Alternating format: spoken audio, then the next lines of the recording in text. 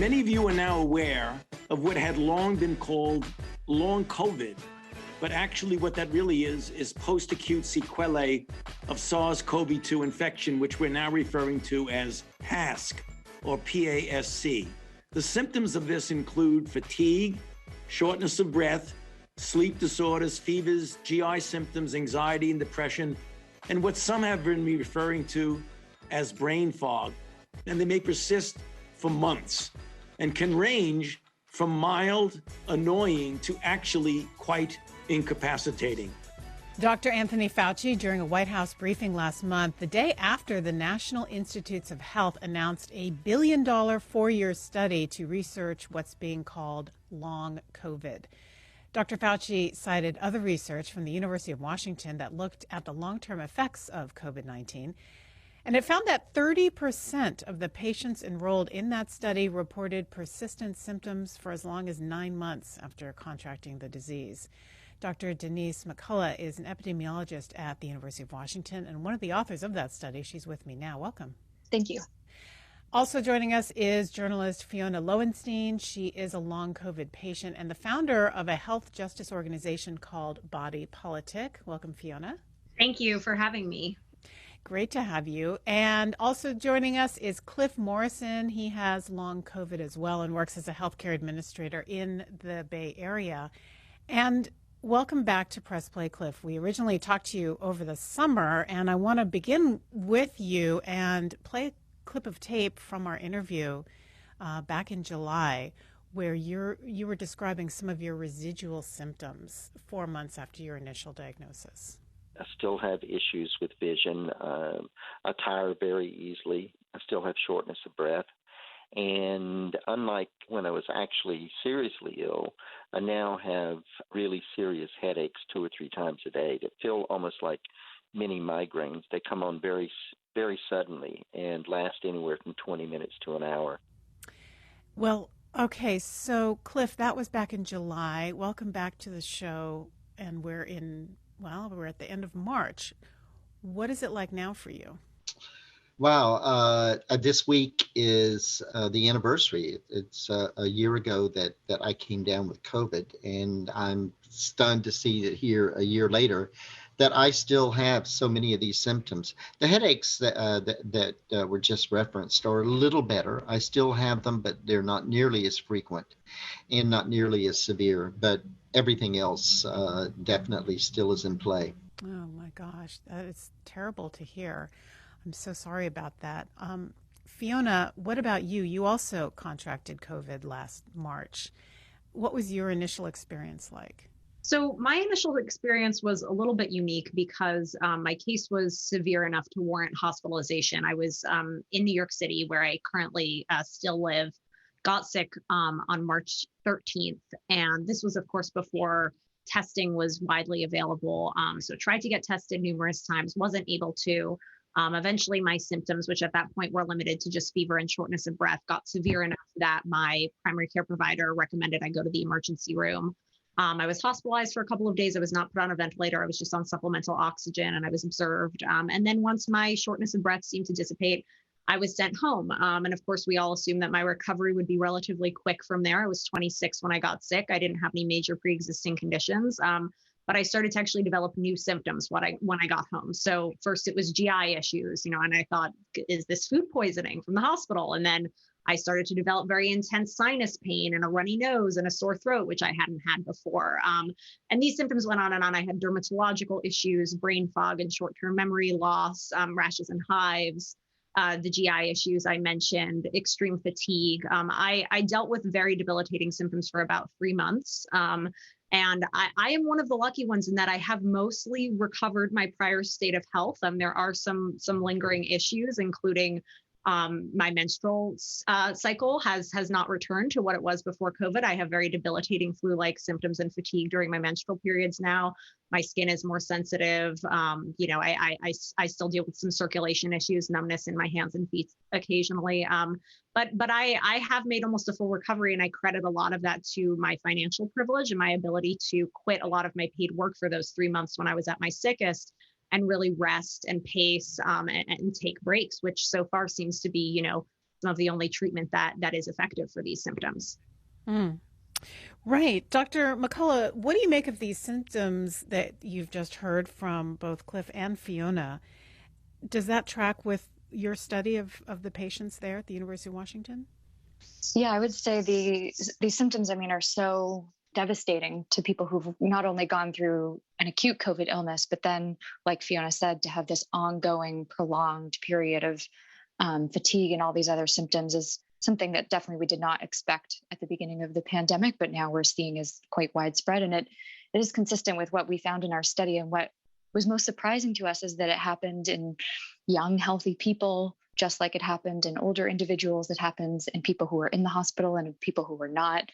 So I think we were been really struck by how common this is and how it can occur in people whose initial illness was not that severe. What does help right now? What are some good treatment options, if any? I think the gold standard for evidence in medicine is generally something called a randomized controlled trial, where it's kind of a heavily controlled study setting, and we give some people one treatment and some people a different treatment, and then we see who does better. Certainly, there hasn't been anything close to that for the treatment of long COVID yet, although I think some trials are probably going to start soon. I think something that we're doing now that's very important is how can we support these patients, make sure that these patients are heard and believed and that they're not dismissed, and then I think it's very different for each person. One person's symptoms may be shortness of breath and fatigue, and that might be managed, for example, with rehabilitation. Pulmonary rehab might be an option for them, versus someone who's experiencing blood clotting, for example. They might be talking with a cardiologist about whether a blood thinner is an appropriate option for them. So I think it depends a lot, because this disease is so heterogeneous. It will depend a lot on what symptoms a particular person is suffering from. I just want to also point out that one of the major findings in your study is that so many people with mild symptoms develop these long COVID problems, these long COVID symptoms. So it wasn't like in a normal disease, you would say, okay, if someone who was hospitalized would be more expected to have these lingering symptoms. But your study found that it was not necessarily the case. Right. And that was very surprising to us. I think most people expected that this would be more common in hospitalized patients, and that may still be the case. But in our study, it was about a third of people in the hospital and a third of people who weren't in the hospital who had these prolonged symptoms, which is not something we've seen in other diseases before this. Yeah. And so you found that 30% of people enrolled in your study experience these symptoms, these long haul symptoms. Do you think that that would track with the general numbers of people who have been infected here and worldwide? I think that 30% number is a bit early to say whether that's going to be the true figure, and I suspect that it's not. I think, our study was, in the grand scheme of things, pretty small, 170 people. And I think what we're really going to need is bigger studies to kind of better characterize how many people are suffering from this. I think regardless of the true percentage, the number of people, just because so many people have had COVID, the number of people who are affected is enormous. But whether it's 10% or 20 or 30, I think that has yet to be determined. And Cliff, can you go into what your last year has been like a little bit more for us? Because I know that you are also involved in a local study there in San Francisco. And so what are your doctors telling you? It definitely has been a very interesting year. At times it feels like it's drug on forever. But then, I don't have a memory from from April to June. That was the time that I was seriously ill and was out of work for 3 months, and didn't realize until after I'd come back to work in June that I didn't have memory of that time. And now when people jog my memory or say they spoke to me or that we had interactions, some things come back, but some things don't. It's been an extremely challenging year for me. Luckily for me, I have a very supportive employer. I've been here for 23 years. So I'm surrounded by staff that support me. I have a lovely office where when I get tired, I can go lay down on the sofa. And everybody here is extremely supportive. the last time I was at the research clinic and we were reviewing my symptoms, and one of the doctors said, well, do you really feel that there's any improvement? And I had to think about it for a moment. And my reply was, I can't really say that there's been much improvement. What I think has happened for me is that I've learned to adapt. I'm learning to live with this. I'm learning to go slowly, to not be in a rush, to be careful about bending over because I get dizzy and feel like I'm going to pass out. When I feel that I have shortness of breath, to slow down and never walk fast and never walk more than a few hundred feet at any given time. So I think for me, it's learning to adjust to this. And I keep pressing them. Of course, I'm sure that Dr. McCullough would agree with this. I mean, no one knows at this point, will some of us have these symptoms for the rest of our lives, or do we think that maybe this will start clearing up at some point? I'm optimistic. I'll be 70 in a few months, and I realize that I can probably get by the rest of my life. I'm going to retire at the end of this year, but I'm very, very much worried for younger people. I know someone who's 18 who has exactly what I have, and I can't imagine. Dr. McCullough, is there any evidence that younger people recover from this faster than older people? It's a great question. I think everyone is eager to know who is going to recover and when, and I think it's just too soon to say. I think, because the pandemic is only a year old now, we don't have great data on the trajectory of recovery for all kinds of different people. Fiona, what goes through your mind when you hear that? You say that you have largely recovered, but you do have lingering symptoms. You're very young. You're in your late 20s. Yeah, I'm very aware that there are many young people who have had COVID who now have long-term issues that they likely will not recover from. I'm in touch with a patient who's going blind, who's in her 30s. I'm in touch with patients who have had strokes, who are close in age to me, patients who have been diagnosed with ME/CFS, myalgic encephalomyelitis, chronic fatigue syndrome, patients who have been diagnosed with dysautonomia, patients who have been diagnosed with conditions that may be long-term or permanent disabilities or chronic illnesses. I think it's important, obviously, that we make clear that being diagnosed with a long-term illness or disability is not a death sentence, that there's a lot of ableism in our society that plays into, feeling like it's impossible to live with such a condition. And that has a lot to do with the way our society is structured. And so, for example, Cliff mentioned having a very supportive, compassionate, and aware employer who has been able to make accommodations for him. That's really not the case for a lot of patients. And the disability benefit system in its current form has not been accessible to most long COVID patients because it requires that you prove that your condition is going to impair your ability to work for 12 months or more. Most of us have only been sick for about 12 months. So I think, to answer your question, obviously, it concerns me deeply that there are a lot of young people, that there are a lot of people in general who may not recover from this. But I think, it needs to be an eye-opening moment and a bit of an awakening for us in terms of, what systems in our country are actually serving these people. Is our healthcare system going to be able to accommodate this wave of patients who desperately need support and desperately need care? Right now, at the few, COVID centers of excellence and long COVID centers around the world and around the country, there are very long wait lists. A lot of patients are not eligible to access care because they weren't able to access a PCR test early on in the pandemic, and so they don't have proof of their initial infection. So there are lots of patients for whom the current healthcare and disability systems are not working. And so I think when we talk about kind of the end of the pandemic and, reopening and what's going to happen with the economy, we really need to be thinking about this growing patient population, and not just this patient population, but the cracks that it has exposed in our infrastructures and belief systems. Right. And you wrote an op-ed in the New York Times basically saying that this is going to be the next major public health crisis, this group of patients that you're talking about. Yes, absolutely. this group of patients has gone largely neglected for the past year. Some of us, people like myself, have been lucky enough to, right? I was hospitalized. I was taken seriously when I sought care for my condition.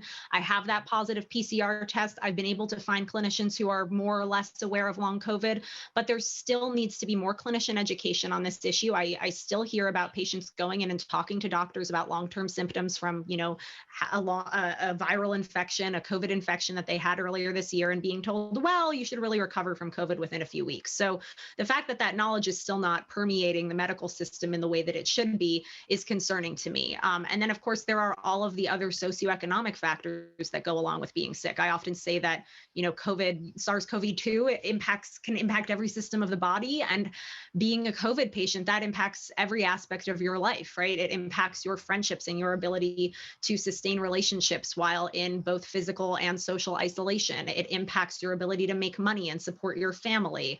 It impacts your future. I mean, we're talking about young people who got sick and aren't getting better. I know a lot of folks who have had to completely pivot their careers because they're not going to be able to continue, being a wellness practitioner or someone who spends, a waitress who spends most of their time on their feet all day.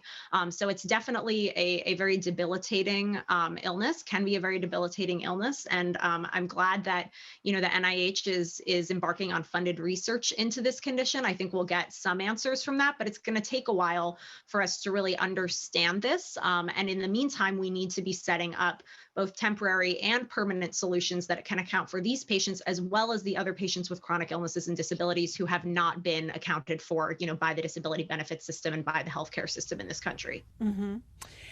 And Dr. McCullough, with the vaccine, is there any evidence? I've heard some anecdotal reporting on this, but I don't know if there's any hard evidence that the vaccine can potentially ease some of these symptoms. Are you seeing that? Like you, I've just heard anecdotes. I haven't seen any real evidence. This is something that we're going to be asking our cohort of study participants as well in the near future on whether they've been vaccinated and if that had any impact on their symptoms. Certainly, I think we're all hopeful to find something that can help. And whether or not vaccine is it, I think, remains to be seen. Cliff, what was your experience with the vaccine? I assume you are eligible for the vaccine now. Yes, as I was listening to, both of these people speak about it, I had the first vaccine injection in January, the first week in January, and within 12 hours, I was back in a COVID crisis. It was just like I was having COVID all over again. I awakened in the middle of the night, absolutely terrified, almost delirious, 102 temperature, chills, difficulty breathing, nausea, a lot of GI symptoms. It just felt terrible. And I was able to contact my primary, and he helped talk me through it, and he didn't know that much about it at the time either. So I took some Tylenol for the fever. I took 50 milligrams of Benadryl and went back to bed and tried to sleep some. And within 24 hours, I started feeling better, but I still had some of those symptoms for 2 or 3 days. And they've decided that at this point that I probably should not take the second injection, although, we'll reevaluate that next week when I go back to the clinic. All right. Well, I want to thank you all so much for coming on the show today to talk about this really important issue. Fiona Lowenstein is a journalist, long COVID patient, and healthcare advocate. Cliff Morrison suffers from long COVID. He is a healthcare administrator in the Bay Area. And Dr. Denise McCullough is an epidemiologist at the University of Washington. Thank you all so much. Thank you for having us. Thanks for having us. Have a good day.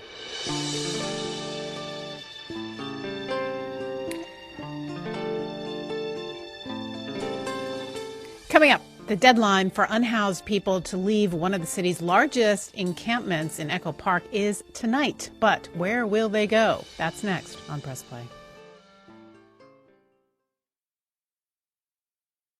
This is Press Play on KCRW. I'm Madeline Brand. One of the largest homeless encampments in the city is in the process of being dismantled. It's located in Echo Park, along the banks of the lake there. City contractors, accompanied by police, put up fences and signs ordering the people living in tents to leave by 10:30 tonight. The park is closing for a $500,000 renovation. Last night, there was a tense standoff between protesters and the police. The protesters say homeless residents have the right to be there, and the city isn't offering viable alternatives. Here's community organizer Carlos Marroquin. Once again, they are criminalizing the unhoused population. We are seeing, right now, what we are seeing is taxpayers' money being wasted. There's no need for this, absolutely no need for this. Well, the city says it's making every effort to find housing for those who want it. KCRW's Anna Scott was at Echo Park last night, and she's here now. Hi. Hi. Well, let's first get some background to all this. The homeless presence in the park has kind of mirrored what's been happening in the city at large. So there was an encampment there before the pandemic. Now it's gotten a lot bigger.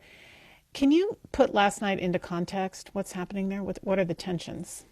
The big context is we have 66,000 people homeless in LA County, 41,000 of them in the city, and not enough affordable housing. That's the heart of the crisis. Not enough places for people to go. A lot of LA's homeless population is unsheltered, so homelessness is very visible. And Echo Park just lives at the intersection of all these tensions and clashing concerns.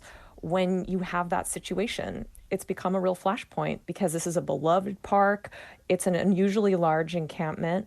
Unhoused people feel they've built a community in a city with few options, while housed people who live nearby, many of them are disturbed by the situation. They feel the park has been overrun by the encampment. They can't enjoy it anymore. And so you're seeing a lot of that clashing this week. Right. And then you saw it really come to stark relief last night, this clash. And what did you see last night? Yeah, so there had been protesters there at the park throughout the day, starting in the early morning, gathering again in the evening around 8. Around that same time, the LAPD started assembling a really massive presence around the park. They were taping off parts of it, blocking access, blocking some of the streets leading up to the park to pedestrians and cars. There were helicopters overhead. This was a big show of force. So when people saw this, a lot of people didn't know what was going on. They assumed that this was preparation for some kind of massive sweep of the park.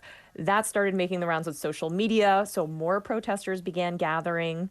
And it led to some really tense standoffs between hundreds of protesters and hundreds of police officers, some of them in riot gear. This was all on one side of the park. At the same time, on the other side, city workers started putting up fencing and 24-hour notices. And although nobody was actually kicked out of the park last night, those notices went up and there's a deadline for everyone to be out by 10:30 tonight. What happens if they don't leave? Well, it's hard to say exactly, but people could be cited. People could be arrested, presumably, if they don't leave. What does the local city councilman, Mitch O'Farrell, have to say about this? Yeah, so Mitch O'Farrell says that he has been working with outreach groups and the Los Angeles Homeless Services Authority to offer shelter beds or rooms, temporary rooms in hotels that the city is renting through a program called Project Room Key to everybody who's living at the park. I did see Los Angeles Homeless Services Authority outreach workers there yesterday. They had a table set up and some shuttle buses to get people to hotel rooms. They say they've moved more than 50 people out of the park and into hotels just this week, and over 100 altogether in the weeks leading up to this and months. Here's Mitch O'Farrell. Every belonging that is left at the lake will be stored safely for people to reclaim it should they want to. We're taking care of any animal companions that are there. We're providing shuttle service and a really safe environment, in some cases permanent homes for people here. Now, there is an advocacy group that does a lot of work in the park that says some of the people who are still there have agreed to go into Project Room Key, but they're just waiting on the logistics. And then I spoke to one unhoused person yesterday named Zach Coughlin, who shares a tent with his wife at the lake. He said that they had been in Project Room Key for several months before leaving, going to the lake, and they have not been offered an option to return to Project Room Key and don't have a plan. I mean, this all to us is crazy. Like in all honesty, me and my wife, we just want to go to sleep. We just really want to go to bed. And like during the day, we work very hard just to get food or to, get money to get like tents or whatever we need. And that's pretty much where we're at right now, just trying to figure out what to do next. Okay, so if they don't want to be in Project Room Key, is there another option?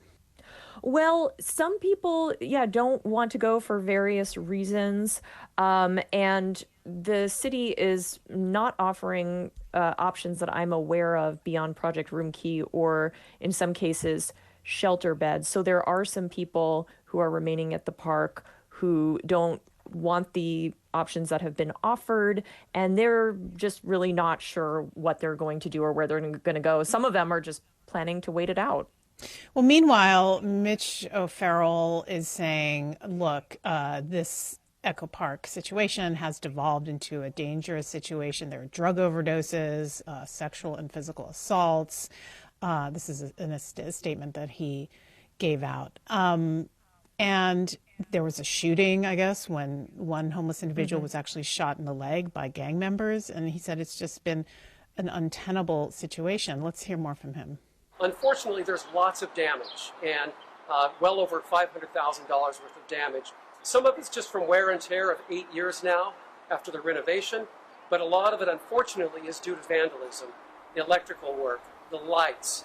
Well, how dangerous is the park now?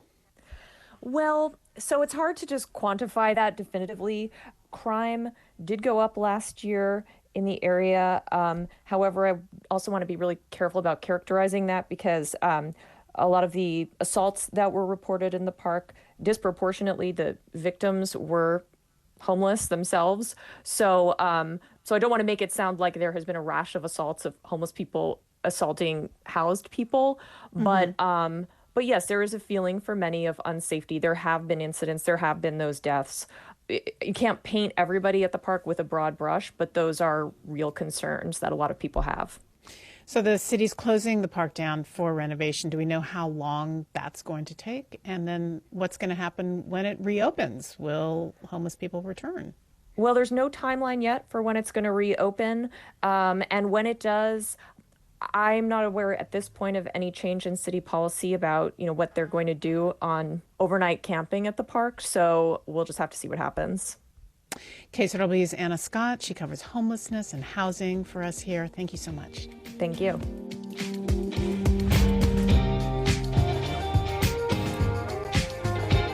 Coming up, how women of Asian descent are really the backbone of LA's food scene. You cannot look at the vibrancy of what's been going on in the LA restaurant scene over the past decade and not notice that Asian women have an outsized importance. Evan Kleiman with an appreciation and some recommendations for where to go. That's next on Press Play.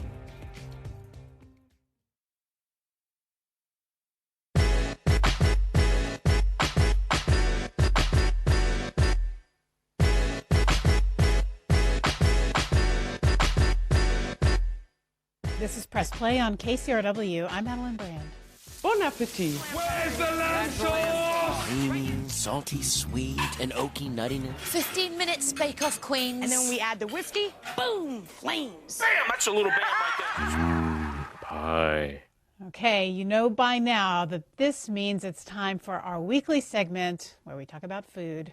It is no secret that Asian restaurants have had an especially difficult year because of COVID. First, when the disease started to spread, some people stopped going to Asian restaurants because of unfounded fears they would catch the virus there. That same racist thinking also drove a spike in hate incidents against Asian Americans since the beginning of the pandemic. And then last week, there were the tragic killings in the Atlanta area where 6 women of Korean and Chinese descent died.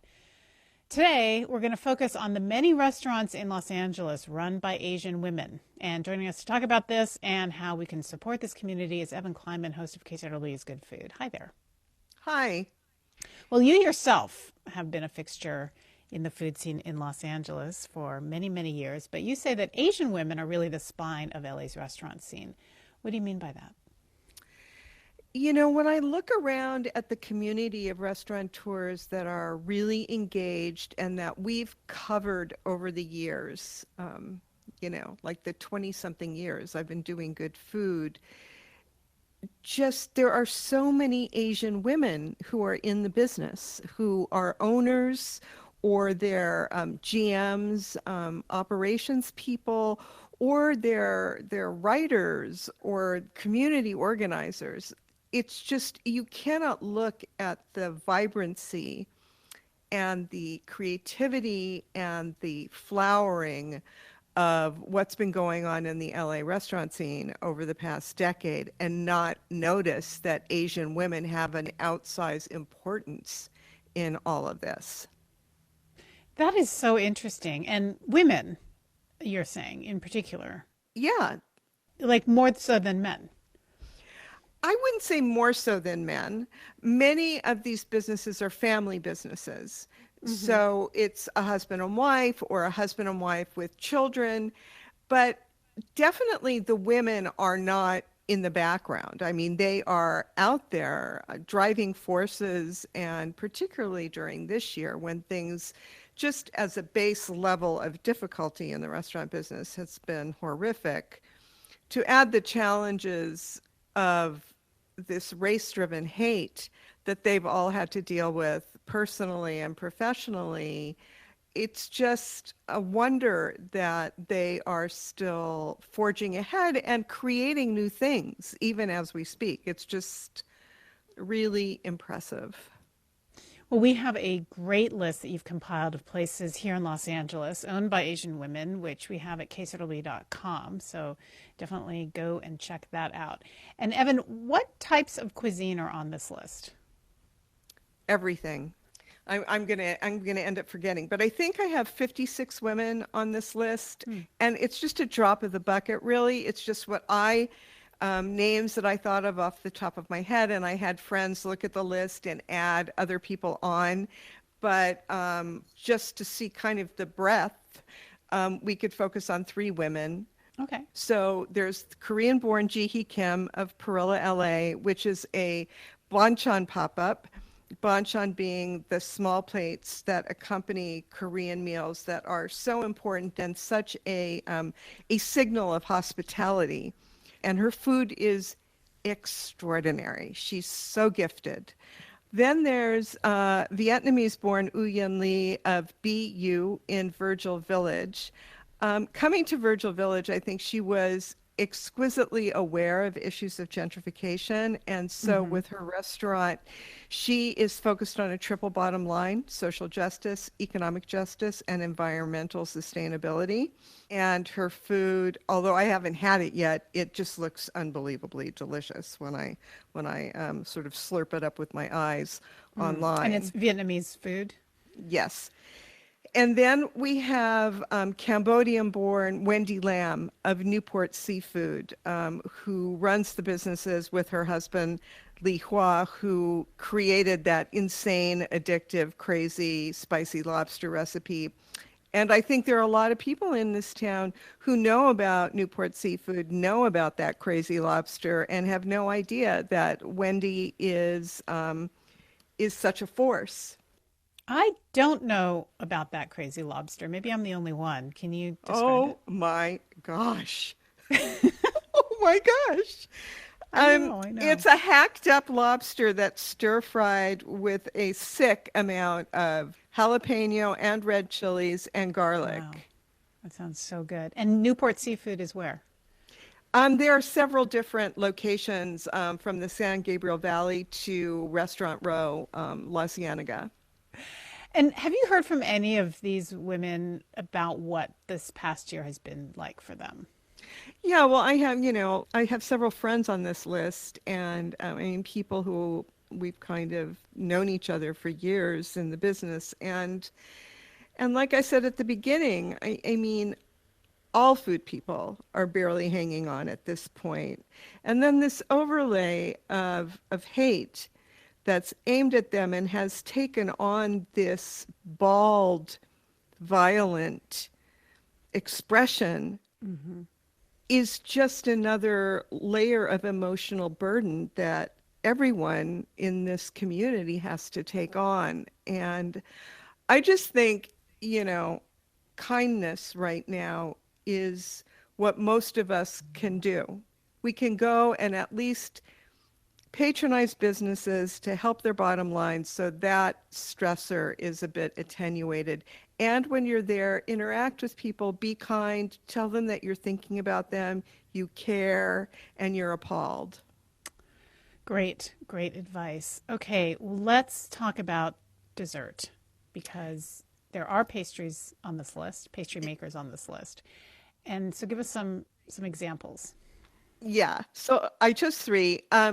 I think that Sally Camacho Muller of Tess in West Hollywood is one of the most talented pastry people in town, in the country for that matter. I remember eating a plated dessert in the before times at an event that I was a part of, and oh my God, it was a game changer for me, that plate of dessert. It showed such technique and brilliance in flavor work, and it really showed me that something can be that beautiful, but also can just taste amazing. So she is really an amazing talent. And then Tess, Tesse, Tess. Right. And then there are 2 younger women who I follow on Instagram who I think are really exemplars of the younger people working in the field. One is Laura Hong, and she is now at La Cita, the pivot of Lhasa. And then there's Gemma Matsuyama, who is working at Ototo. Both of them are so beautiful. I have links to everybody, so you can follow people on Instagram. You can take a look at their work. Well, Evan, thank you. And thanks for the list. And I urge everyone to go check it out at kcrw.com. Thank you, Madeline. Thank you for giving me the opportunity to share this with everybody. That's Evan Kleiman, host of KCRW's Good Food.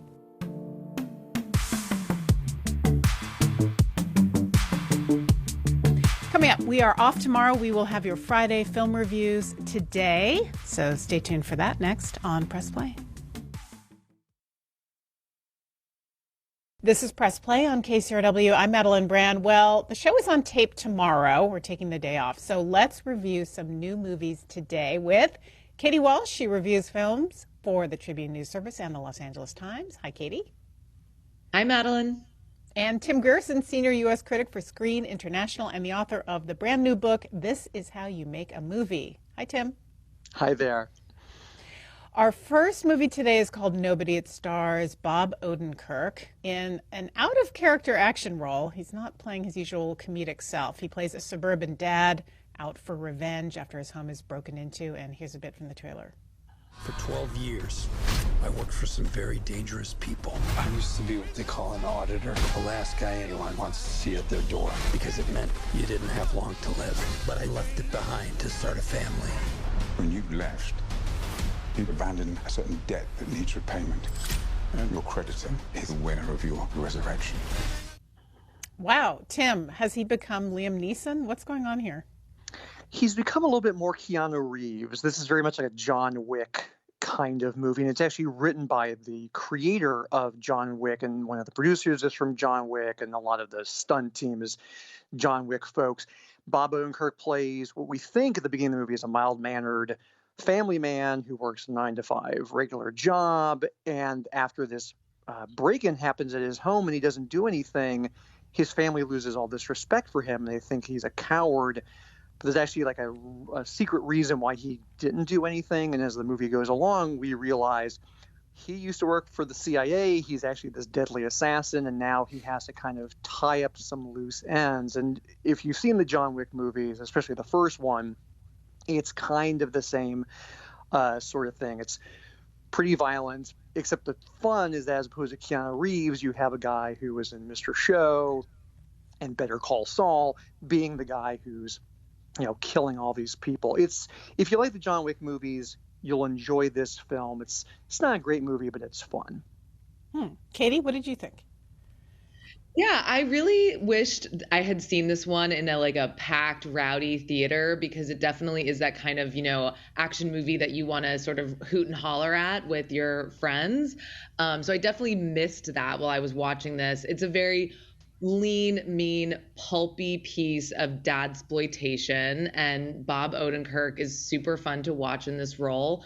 The director, Ilya Naishuller, has done one other action film. It was a POV action film called Hardcore Henry, but he's also in a band, and he has a really good sense of musicality and tone and rhythm.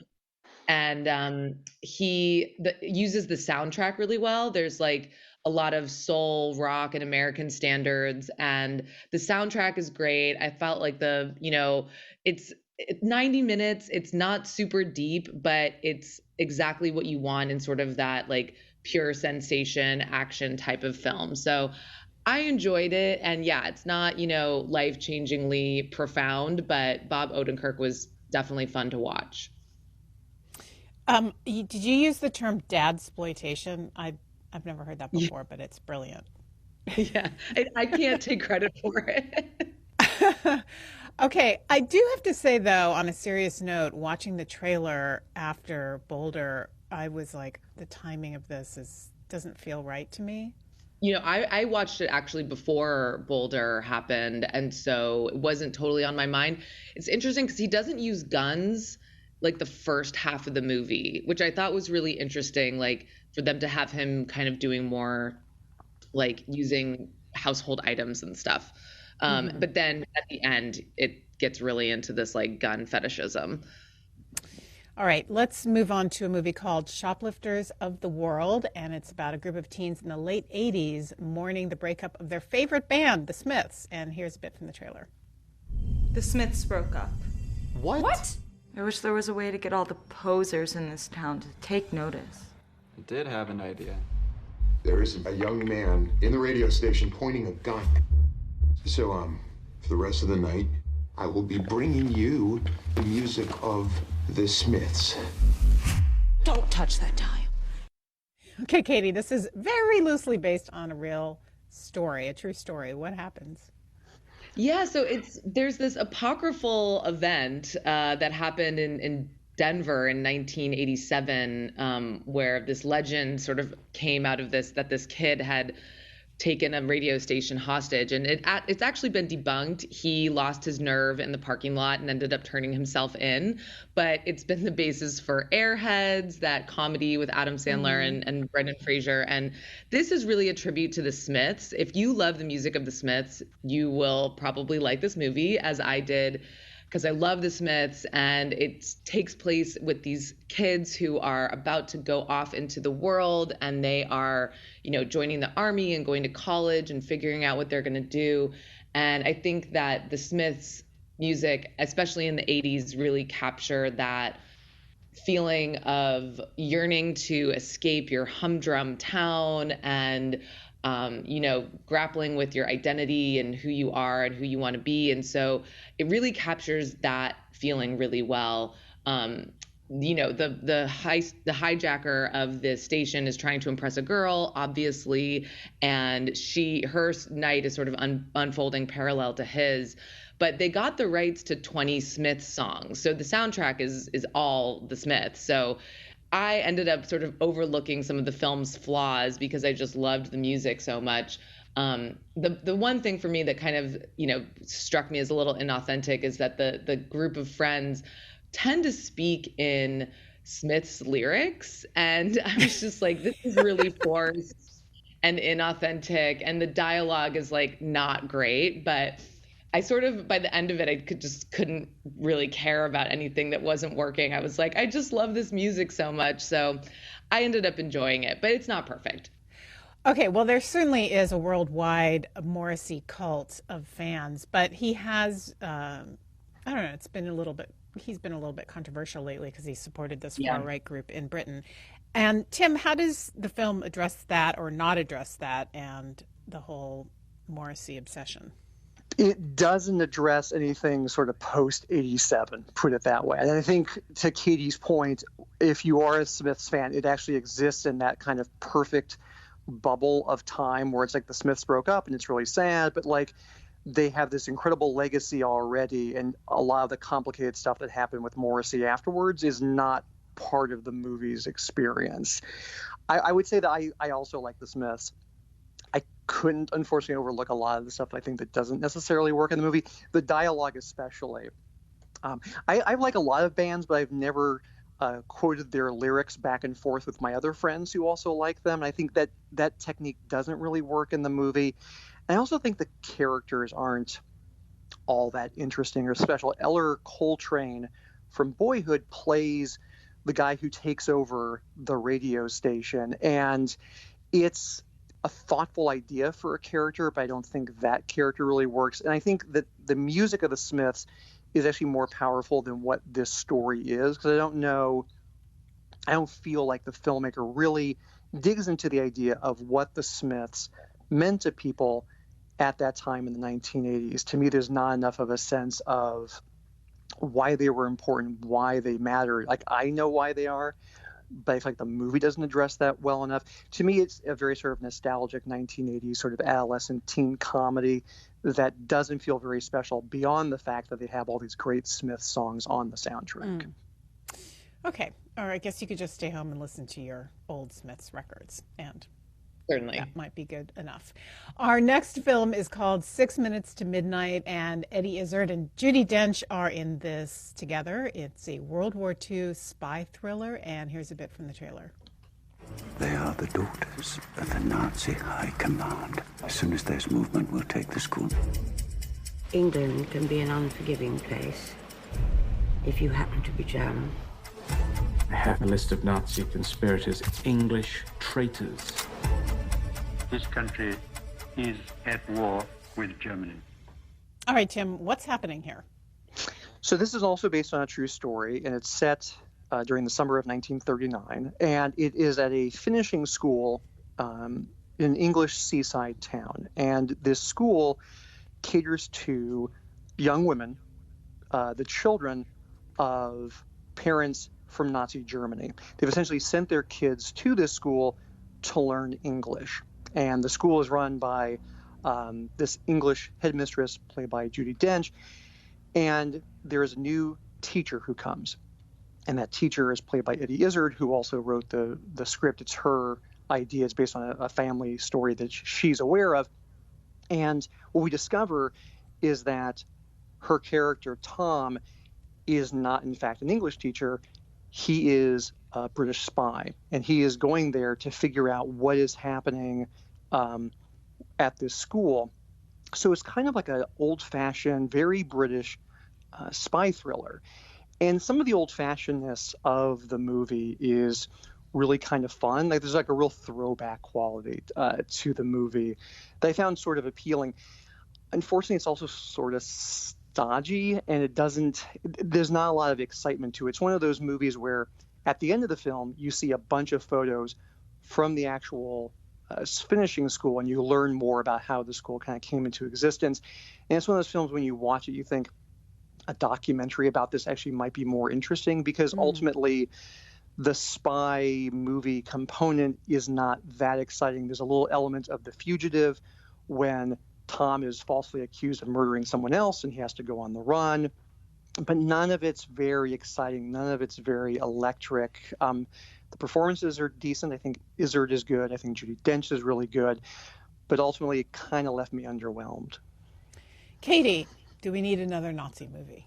I don't think we do. I was watching this saying, wow, they really are. Katie, I want you to say yes. We definitely need another Nazi movie. I mean, this is your chance. If it's made by Leni Riefenstahl, maybe, but they really are determined to make a movie about every single British spy in this era. And, from World War II to the Cold War, it's like every single one is getting a movie. And I do think Eddie Izzard is very good in this leading role. We don't usually see her in a leading role, but she carries the film quite well. And of course, I love to see Judi Dench and Jim Broadbent in anything, but it does not break the mold of what you might expect from this sort of British World War II era spy thriller. So I wasn't totally swept away by it. All right, we have Nazis, we have Smith's obsessives, and we have dadsploitation. What a panoply of choices we have. Thank you so much for joining us today and giving us your reviews. Katie Walsh reviews films for the Tribune News Service and the Los Angeles Times. Tim Gerson, senior U.S. critic for Screen International and the author of the brand new book, This Is How You Make a Movie. Thank you both. Thank you. Thank you. Okay, that's the end of the show. We are off tomorrow, but we have a great best of edition for you, so keep it here anyway. I'm Madeline Brand. Thanks for listening. I'll see you in person on Monday.